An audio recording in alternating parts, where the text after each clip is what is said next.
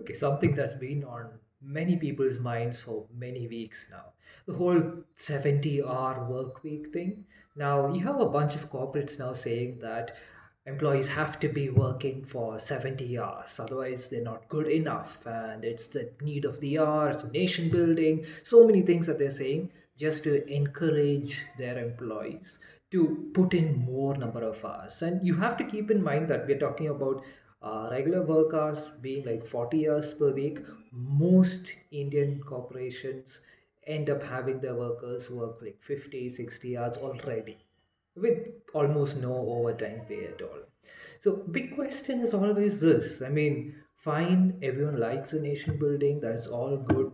But the bigger question is, at whose cost?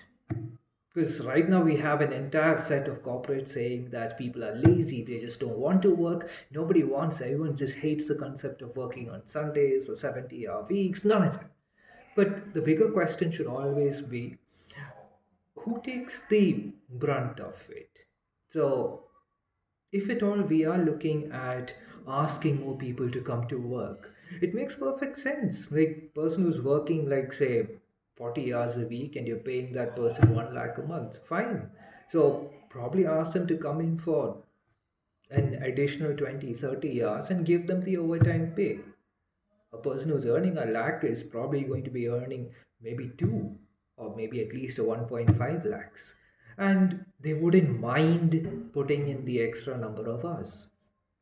But the bigger question now is they're not asking for that, are they?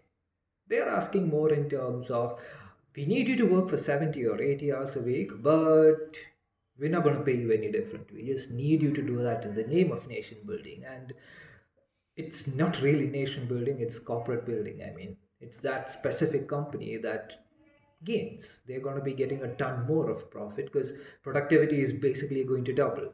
Where for this amount of money, if you were getting, say, 10,000 work hours done, for the same amount of money, you're going to get maybe double that. It's a huge profit. Nation, yeah, they would develop anyway. And in terms of giving them additional overtime wages, that would actually help build the nation even better because the people who are employed, they're getting more salary, they're going to spend it, the economy is going to boom. That's one of the ways that you should be looking at it. But yeah, with respect to most corporations, the end game is you either put in more work or we'll find someone else to replace you.